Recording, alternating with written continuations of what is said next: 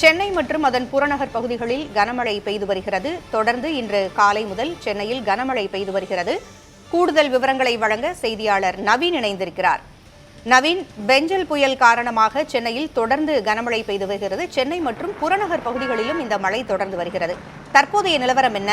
சாலைகளின் நிலவரம் என்ன? இந்த பெங்கல் புயல் பொறுத்த மட்டில் நெருங்க இந்த மழையின் வேகம், அதாவது மழையின் பொழிவு, அதே போன்று காற்றின் வேகம் மெல்ல மெல்ல அதிகரித்து வருகின்றது. தற்போது நாம் நின்று கொண்டிருக்கும் பகுதி இந்த ஐயப்பந்தாங்கல், இந்த பூந்தமல்லி ட்ரங்க் சாலை. இந்த சாலையில் அந்த சாலை பயன்படுத்த முடியாத அளவிற்கு தான் தண்ணீர் தேங்கியிருக்கின்றது. சாலையில் கிட்டத்தட்ட முழங்கால் அளவிற்கு தண்ணீர் தேங்கியிருக்கின்றது. சாலையின் இருபுறங்களிலும் மழை வெள்ளம் தேங்கியிருப்பதால் வாகனங்களை இயக்க முடியாமல் வாகன ஓட்டிகள் திணறி வருகின்றனர்.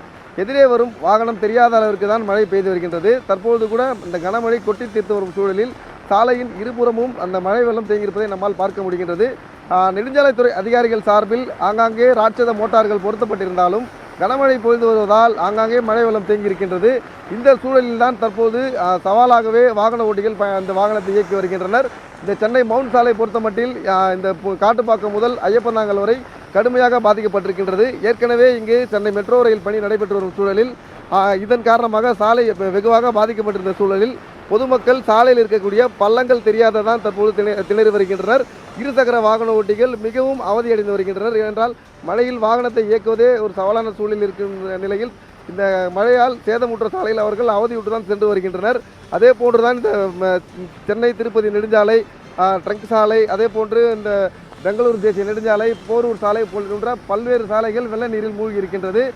தேங்கி இருக்கக்கூடிய மழை வெள்ளத்தை அகற்ற நடவடிக்கை எடுத்தாலும் தொடர்ந்து மழை பெய்து வருவதால் ஆங்காங்கே தண்ணீர் தேங்கி இருக்கின்றது. இது மட்டுமல்லாமல் தாழ்வான பகுதிகளிலும் மழை வெள்ளம் தேங்கி இருக்கின்றது. இது சம்பந்தமாக வட்டாட்சியர்களை தொடர்பு கொண்டு நாம் நேரடியாக கேட்டபோது கூட ஆவடி, பூந்தமல்லி போன்ற வட்டாட்சியரை கேட்டபோது மழைக்கு அவர்கள் தயாராக இருப்பதாகவும் முகாம்கள் தயார்படுத்தி வைக்கப்பட்டிருக்கின்றது. அதே போன்று அவர்களுக்கு நிவாரணப் பொருட்கள், பிஸ்கெட், தண்ணீர் போன்ற பல்வேறு பொருட்களும் இங்கே தயார் நிலையில் வைக்கப்பட்டிருக்கின்றது. ஆவடி, பூந்தமல்லி பொறுத்த மட்டில் கிட்டத்தட்ட 28, பூந்தமல்லியில் 28 முகாம்களும், ஆவடியில் கிட்டத்தட்ட 20 முகாம்களும் தேங்கி இருக்கின்றது.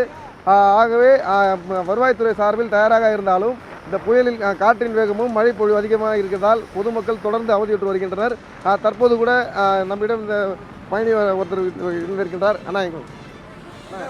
தகவல்களை வழங்கியமைக்கு நன்றி நவீன். சென்னை மற்றும் சென்னை புறநகர் பகுதிகளில் தொடர்ந்து கனமழை பெய்து வருகிறது. சாலைகளில் நீர் தேங்கி இருக்கிறது. பொதுமக்கள் யாரும் வெளியே வர வேண்டாம் என்றும் சொல்லப்பட்டிருக்கிறது.